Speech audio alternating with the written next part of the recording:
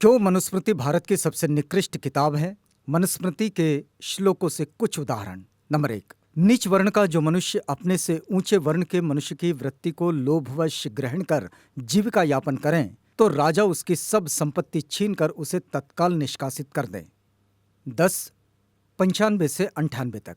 ब्राह्मणों की सेवा करना ही शूद्रों का मुख्य कर्म कहा गया है। इसके अतिरिक्त वह शूद्र जो कुछ करता है उसका कर्म निष्फल होता है। 10 123 से 124। नंबर 3। शूद्र धन संचय करने में समर्थ होता हुआ भी धन का संग्रह ना करें, क्योंकि धन पाकर शूद्र ब्राह्मण को ही सताता है। 10 129 से 130। नंबर 4। जिस देश का राजा शूद्र अर्थात पिछड़े वर्ग का हो, उस देश में ब्राह्मण निवास न करें, क्योंकि शूद्रों को राजा बनने का अधिकार नहीं है। 4 61 से 62। नंबर 5। राजा प्रातःकाल उठकर तीनों वेदों के ज्ञाता और विद्वान ब्राह्मणों की सेवा करें और उनके कहने अनुसार कार्य करें। 7 37 से 38। नंबर 6। जिस राजा के यहाँ शूद्र न्यायाधीश होता है, उस राजा का देश कीचड़ में धंसा हुआ गाय की भांति दुख पाता है। 8 22 से 23। नंबर 7। ब्राह्मण की संपत्ति राजा द्वारा कभी भी नहीं ली जानी चाहिए। यह एक निश्चित नियम है, मर्यादा है, लेकिन अन्य जाति के व्यक्तियों की संपत्ति उनके उत्तराधिकारियों के न रहने पर राजा ले सकता है। 9 189 से 190। नंबर 8। यदि शूद्र तिरस्कार पूर्वक अपने नाम और वर्ण का उच्चारण करता है, जैसे वह यह कहे कि देवदत्त तू नीच ब्राह्मण है, तब 10 अंगुल लंबी लोहे की छड़ उसके मुख में कील दी जाए। 8 271 से 272। नंबर 9। यदि शूद्र गर्व से ब्राह्मण पर थूक दे, उसके ऊपर पेशाब कर दे, तब उसके होठों को और लिंग को, और अगर उसकी ओर अपना वायु निकाले तब उसकी गुदा को कटवा दे। 8 281 से 282। नंबर 10।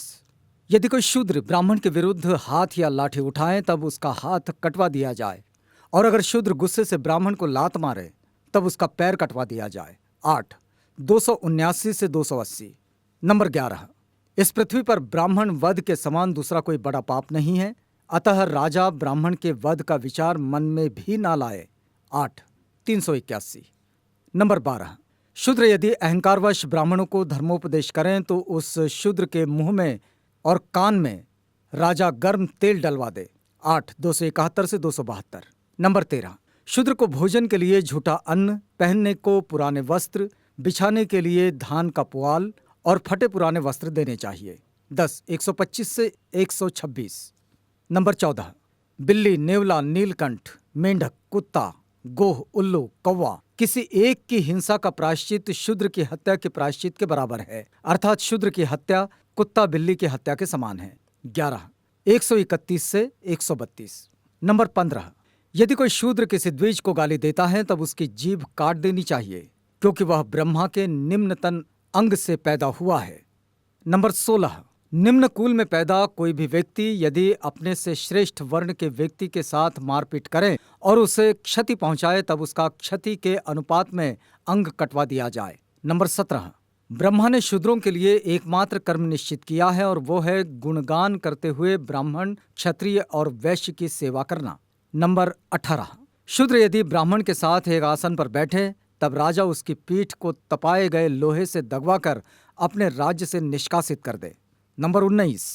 राजा बड़ी बड़ी दक्षिणाओं वाले अनेक यज्ञ करें और धर्म के लिए ब्राह्मणों को स्त्री, गृहशय्या, वाहन आदि भोग साधक पदार्थ तथा धन दे। नंबर 20। जानबूझकर क्रोध से यदि शूद्र ब्राह्मण को एक तिनके से भी मारता है, वह 21 जन्मों तक कुत्ते, बिल्ली आदि पाप श्रेणियों में जन्म लेता है। नंबर 21। ब्रह्मा के मुख से उत्पन्न होने से और वेद के धारण करने से धर्मानुसार ब्राह्मण ही संपूर्ण सृष्टि का स्वामी है। नंबर 22। शूद्र लोग बस्ती के बीच में मकान नहीं बना सकते, गांव या नगर के समीप किसी वृक्ष के नीचे अथवा स्मशान, पहाड़ या उपवन के पास बसकर अपने कर्मों द्वारा जीविका चलावें। नंबर 23। ब्राह्मण को चाहिए कि वह शूद्र का धन बिना किसी संकोच के छीन ले, क्योंकि शूद्र का उसका अपना कुछ नहीं है, उसका धन उसके मालिक ब्राह्मण को छीनने योग्य है। नंबर 24। राजा वैश्यों और शूद्रों को अपना अपना कार्य करने के लिए बाध्य करने के बारे में सावधान रहे, क्योंकि जब ये लोग अपने कर्तव्य से विचलित हो जाते हैं तब वे इस संसार को अव्यवस्थित कर देते हैं। नंबर 25। शूद्रों का धन कुत्ता और गधा ही है। मुर्दों से उतरे हुए इनके वस्त्र हैं। शूद्र टूटे फूटे बर्तनों में भोजन करें। शूद्र महिलाएं लोहे के ही गहने पहने। नंबर 26, यदि यज्ञ अपूर्ण रह जाए तो वैश्य की असमर्थता में शूद्र का धन यज्ञ करने के लिए छीन लेना चाहिए। नंबर 27, दूसरे ग्रामवासी पुरुष जो पतित, चंडाल, मूर्ख और धोबी आदि अंत्यवासी हो उनके साथ द्विज न रहे। लोहार, निषाद, नट, गायक के अतिरिक्त सुनार और शस्त्र बेचने वालों का अन्न वर्जित है। नंबर 28, शूद्रों के साथ ब्राह्मण वेदाध्ययन के समय कोई संबंध नहीं रखे, चाहे उस पर विपत्ति ही क्यों न आ जाए। नंबर 29, स्त्रियों का वेद से कोई सरोकार नहीं होता, ये शास्त्र द्वारा निश्चित है। अतः जो स्त्रियां वेदाध्ययन करती हैं वे पापयुक्त हैं और असत्य के समान अपवित्र हैं। ये शाश्वत नियम है। नंबर 30, शूद्रों को बुद्धि नहीं देनी चाहिए, अर्थात उन्हें शिक्षा ग्रहण करने का अधिकार नहीं है। शूद्रों को धर्म और व्रत का उपदेश ना करें। नंबर 31, जिस प्रकार शास्त्र विधि से स्थापित अग्नि और सामान्य अग्नि दोनों ही श्रेष्ठ देवता है, उसी प्रकार ब्राह्मण चाहे वो मूर्ख हो या विद्वान, दोनों ही रूपों में श्रेष्ठ देवता है। नंबर 32, शूद्र की उपस्थिति में वेद पाठ नहीं करना चाहिए। नंबर 33, ब्राह्मण का नाम शुभ और आदर सूचक, क्षत्रिय का नाम वीरता सूचक, वैश्य का नाम संपत्ति सूचक और शूद्र का नाम तिरस्कार सूचक हो। नंबर 34, 10 वर्ष के ब्राह्मण को 90 वर्ष का क्षत्रिय, वैश्य और शूद्र पिता समान समझकर उसे प्रणाम करे। यह स्रोत है मनुस्मृति से। भाषा टीकाओं सहित टीकाकार पंडित जनार्दन झा, सिद्धार्थ बुक्स, शाहदरा, दिल्ली का ये प्रकाशन है और इसका संस्करण 2011 का है।